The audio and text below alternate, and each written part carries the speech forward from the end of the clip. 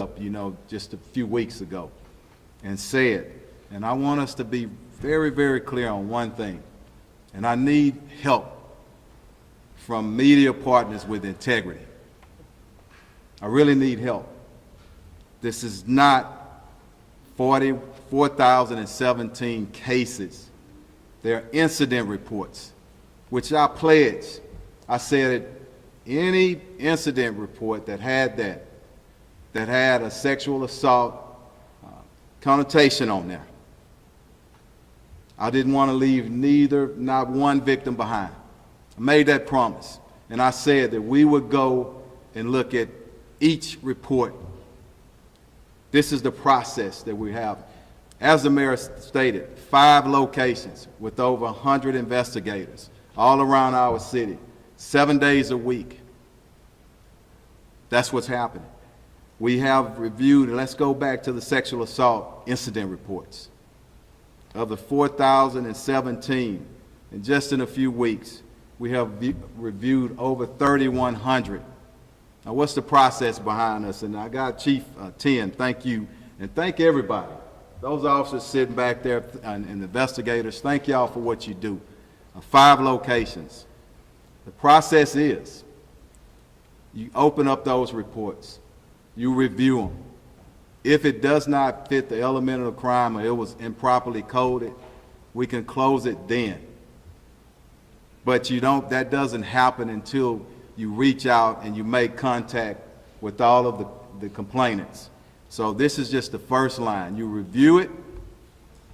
If it's even close to the element of crime, if it meets the element of crime, then it's assigned to an investigator. That process is, you make the call, you send an email, you send a text. If that's unsuccessful, then we send out officers to the last known address.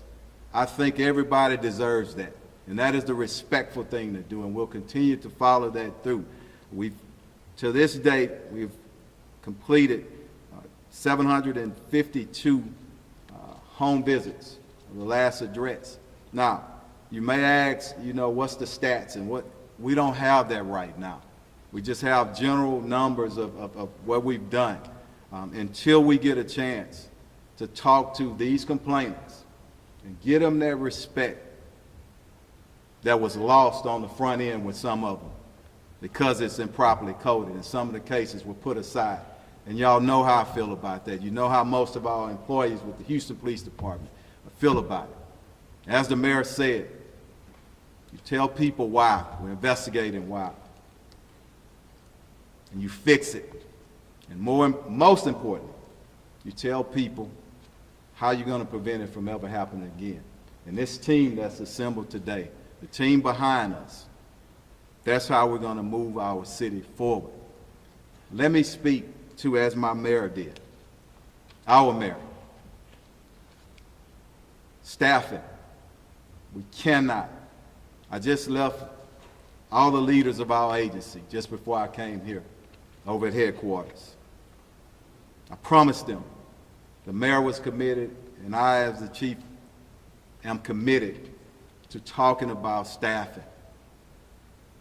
We got overtime. It's a temporary fix. There has to be a funding source. When our mayor goes and he asks the citizens and other political leaders, and we ask for a funding source, you got to understand that. Because today we're here with this problem, and I'm not going to blame it on staffing, this particular problem. We cannot, we have to investigate violent crimes against persons, and definitely any incident report that we get. And remember again, I want to put emphasis on that. That's what we're reviewing right now, incident reports. Even the 264,000, everybody around our nation and all our media saying cases, cases. They're not cases until they become cases, and we're going to share that with you when they become cases. So please, this is Houston. All I ask you to do is just tell the truth. Not a few individuals that want to get, you know, the clicks. That's not right, because we're dealing with real people. And I can think of nobody that's most important. And I shared that with our command staff this morning.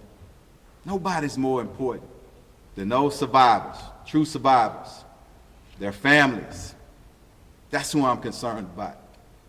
I'm not concerned with going backwards and forward. And I shared that. And I want to share it with everybody, because everybody's here. And Houston is listening. I said that we're a sophisticated city, and we really are. We're hurting right now, but nobody's hurt more than those survivors and their families. I want to give them the respect that they deserve, and there will be accountability. And even today, it's not a press conference to come up with a whole lot of stats. That's coming. And I told you, and I promised the meeting, and all our citizens, we'll get there. When that time comes, we'll give you the updates. I wanted our citizens to see behind the scenes what we're doing, and we're just not talking about it.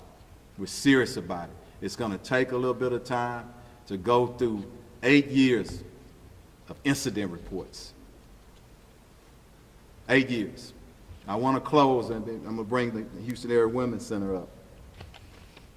I always apologize when we fall short. I got so much love and so much pride in our city and our police department. Always going to apologize, and definitely as a chief. But we're doing something about it. And I promise one thing, that we're going to be better because of this. And that promise holds true. And I just want us to, we need a little help from our media. Put the truth out there. So I don't want anybody leaving here today and saying that I didn't say it, because I said it at every press conference. Final thing, it's never an excuse to not investigate, to make sure that front end case management system is robust and in place. We failed in that area. We're going to tighten it up, and I'll make you a promise on that. But thank y'all for being here, and we'll bring you up, Miss. Thank you. All right. Good morning. My name is Emily Whitehurst. I'm the president and CEO of the Houston Area Women's Center. As you can imagine, we shared in the horror and outrage over the revelation that incident reports, cases, over 4,000 sexual assault incident reports had not been investigated. But let me tell you what is important to focus on today. The Houston Area Women's Center, our primary role in this community is to center and listen to the voices of survivors, provide them trauma support, trauma recovery, and free confidential resources to any and every survivor who reaches out to us. We are very proud today to make sure that the voices of survivors are centered in the process that HPD is implementing. We know that these crimes can be extremely traumatic and have long-lasting impact, and it is now we are looking at 8 years of potential neglect to survivors from the law enforcement system that they turn to. In the meantime, we have been supporting survivors day in, day out through our hotlines and our specialized counseling team, and both our hotline counselors and our specialized counseling team are on call to partner so that the victim notification process is respectful and trauma-informed. And as we do that, I believe we will be learning the critical lessons that we need to learn from this unfortunate situation, so we can put in place the right processes going forward so that survivors who courageously speak up get the kind of reception that they deserve and that this community ought to demand. Thank you very much. Good. All right. You want to say something? What I would like to thank the Women's Center leadership for bringing to my attention that we need, and the legislature provided, for sexual response teams in HPD. So we're going to get through this challenge. We're going to sit down as we go forward and have a HPD sexual response team.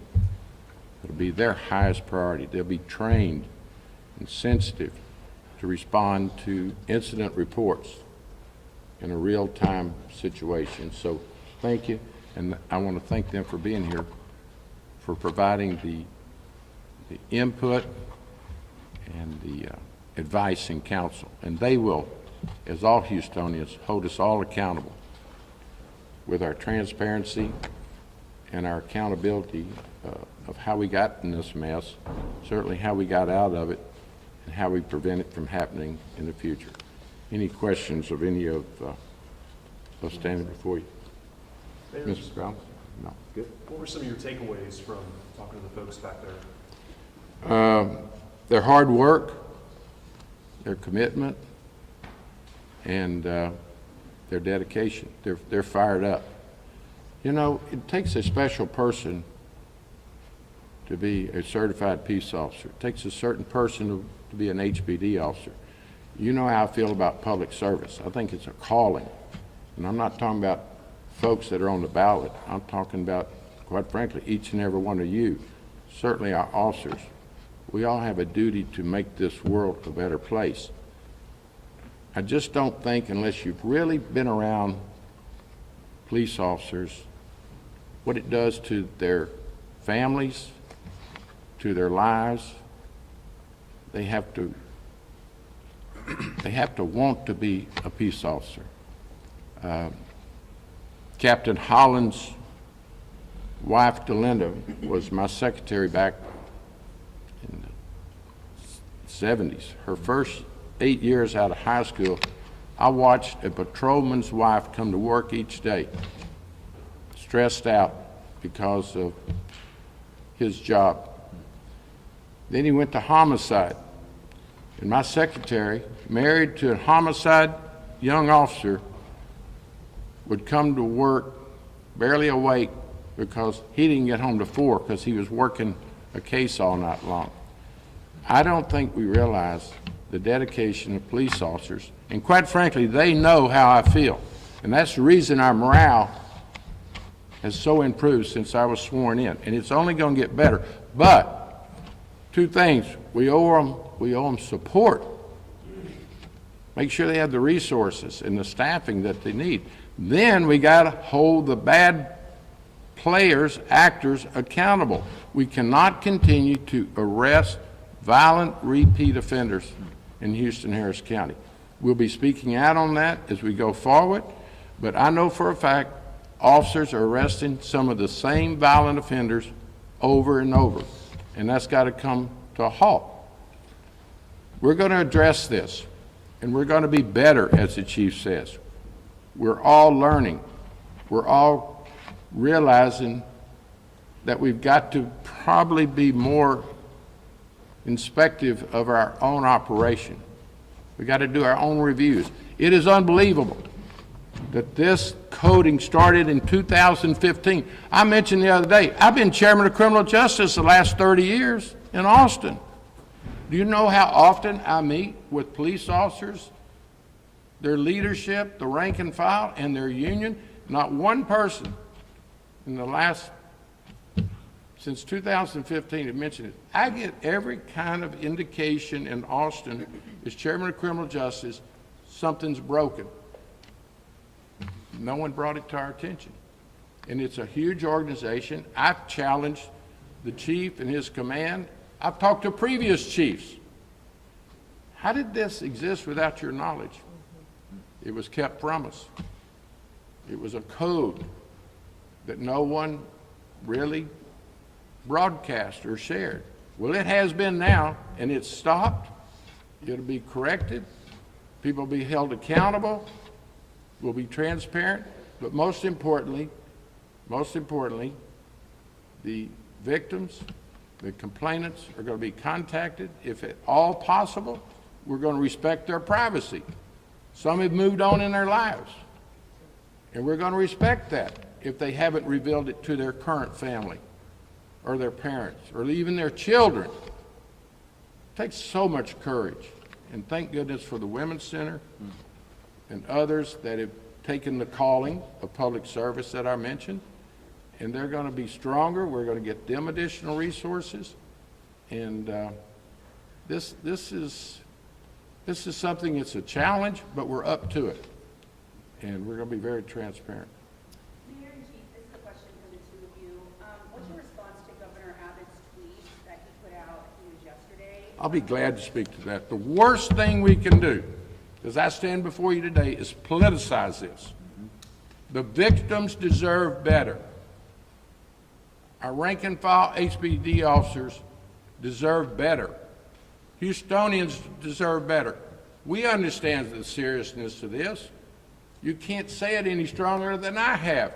We're going to review it, be transparent, hold people accountable, correct the measures, and go forward. So, you know, I can't control others, but I do recognize politics when I see it. I've been in it 50-plus years. There's a time for politics. That's at the election day and during the campaign season.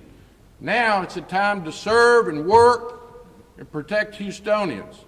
And a lot of political rhetoric does not get us where we need to go. And Chief, you can comment on that, but it's probably my field that I understand. I've spent 51 years plus. I hurt when Houstonians hurt. I listen to them. That's the reason we're so fired up this morning to get this corrected and move forward and do better with a sexual assault response team. That's what leadership's about. Don't be saying, oh, we're going to go back and hold people responsible. We've already said that, Governor. What we need is a partner that's going to help us get more resources, try to be transparent, support Women's Center. They're going to have billions with a B, surplus next session. Send us a few million for HPD. Send us a few million for the Women's Center. Let them have more residential. I know for a fact, most days they've maxed out with their residents. I, as a senator, have referred people to the Women's Center. Nowhere to go. In fact, I'll even tell you how challenging it is. Not only for them to find a residence for them, but I had a constituent who wouldn't go into their center because of the love for her dog. Her dog was part of her family. So I got hold of one of our friends that have an animal shelter, and I had to assure her she needs to be in the Women's Center, and I'll take care of the dog through a volunteer and an animal. Friends for Life took the pet. So this is not easy work, Governor, and it's way too important to politicize. I've been very pleased with the Houston legislative delegation, congressional, council members that have called me expressing their concerns. I've reassured them that Chief Fenner and his command staff and his rank and file are working around the clock. That's all you can ask somebody to do, work around the clock, get to the bottom of it, fix it, and let's make certain it never happens again. But we don't have time for politics. It's the worst thing you can do in a sensitive matter like this. Chief, not Chief, but Mayor, you were really heated talking about that one individual from 2015. You referred to that person as Don. Yeah. Could you tell us who this person is? Well, I just told you, I don't like politics.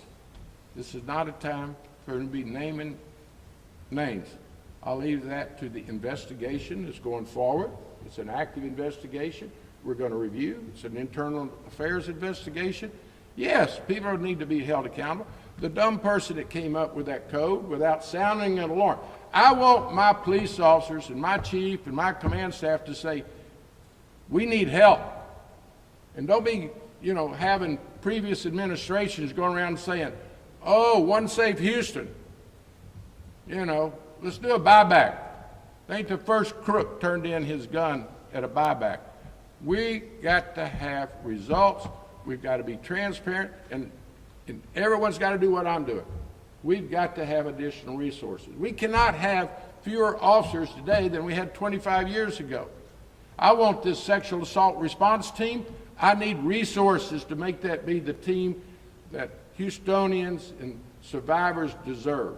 So no, I'm not going to name folks today, but you'll find out. On that note, what areas are you looking to get more resources? Whatever it takes. Whatever it takes. What type? I'm going to collaborate certainly with the county, these other agencies that I've talked about, the state of Texas. But let me just tell you something. Houstonians know we have a public safety challenge. I will do whatever it takes. if we have to go above the revenue cap for public safety, and don't forget our firefighters, we want a safe community. Houstonians want one and deserve one and going to get one. When we lay out to be very transparent about the challenges, you all know it as well as anyone. You know what the response time looks like. You know what a crime scene looks like. You're Houstonians. You got family members you care about, and you're committed to the public. We've got to explain to the public that there's no free lunch. I want more police officers. I want greater resources. I want more firefighters. I spoke at a fire cadet class 2 weeks ago. Anybody want to guess how many graduated? When you used to couldn't, you had to turn down hundreds. That's the experience in my public career working with firefighters. You'd have several thousand apply for 100 positions. We barely had 31. We had 31 firefighters graduate the other day. And the sad news is most of them are already looking for other jurisdictions to go to work for. They'll end up in Pearland, Sugarland, Katy, Huntsville, because they don't have a contract when I got in office, and they didn't know what their future looks like. Firefighters, public safety, EMS. We have a great city, really great people. But we've got some challenges that this incident is a reflection of lack of resources, but the way they handled it was about as bad as you can handle something. To come up with a code that says you're not going to invest an incident because we're understaffed. Give me a break. If that person was still in the department, he or she would have a different experience. Should Houstonians expect further cuts? And because the lack of resources is still there, we still have a lack of staffing. So as y'all put more people to investigate and handle these cases, where should we expect further cuts to come? Well, first of all, we're not going to have further cuts. In fact, there's state law against cutting public safety funding. But what it's requiring people to work harder and longer hours.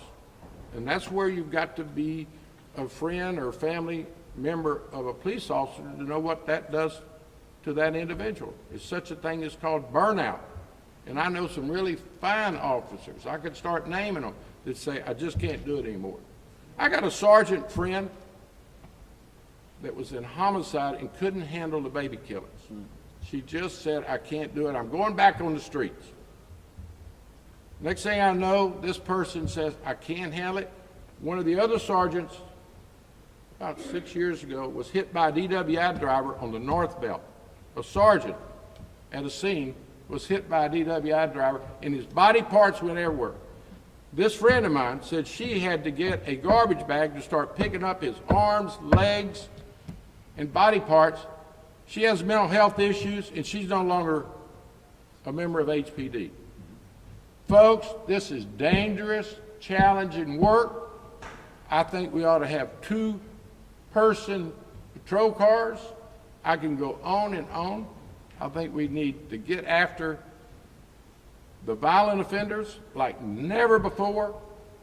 Speak out about the backlog at the courthouse and talk about how we're going to collaborate with all the surrounding agencies. Criminals don't recognize city limits or county lines. Mayor, we'll take 2 more. All right, 2 more. Mayor, I'm sorry I get to preaching this morning. Have they found children who were also victims of abuse? I'm sorry, what? Were there any child cases in the? No, zero. Let me answer that. Yeah, here's, This is not and we said that in the previous, and I'm glad you're asking that. We found 0 incidents or reports involving a kid, a child, using this code. So thanks for asking that. We'll take the last one. Go Dominic, ahead. right here. Dominic, 1 second. Go ahead. Could you clarify, I don't think any of us meant to mislead Houstonians when we use interchangeably reporting cases. Good. Can you clarify when it becomes? Absolutely. So when a police officer, patrol officer, goes out to a call for service, it can be involved in an assault, it can be involved in stolen property. There's a report that's generated. It's called an incident report, okay? So any incident report that was generated over the last 8 years that had that code on it, and I want to remind people, I'm the one that went to the mayor and said, you know what? This code was used in the wrong way. I want to open up everything. Any incident report it was used on. That's why you have that huge number, okay?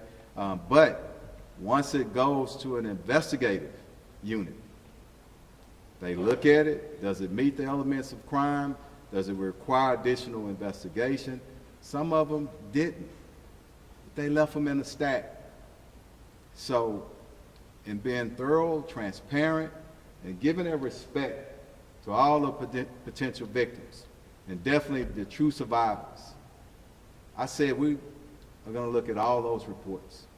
And it's a long, tedious process, but that's what our citizens deserve. So it's not a case until it is reviewed by investigative division, and then they make it a case. Now, some of them, let's be honest, should have been made a case years ago, but we got to sort that out. And that's what we're in the process of doing. So thank you for asking. And as days to come and weeks to come, we want to be true in that, okay? Because it's very important. They're hurting enough.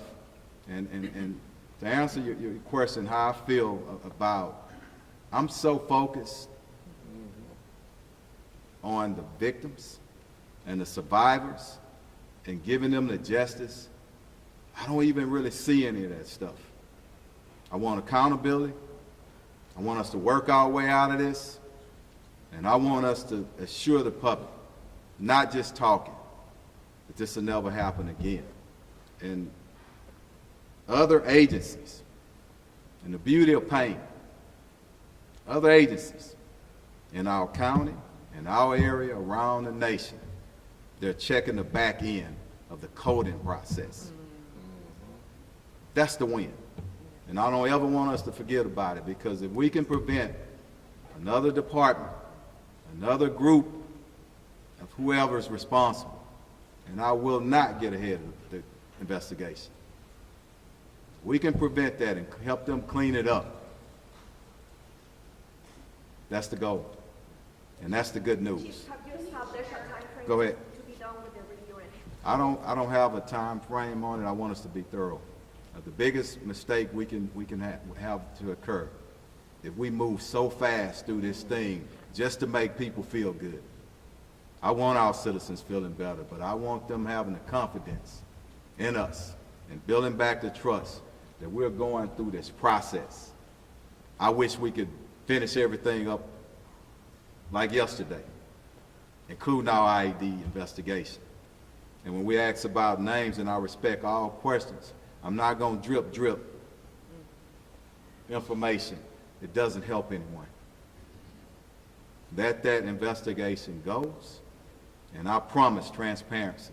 As I said in the press conference, I don't know all of the state law when you're doing investigations of police officers.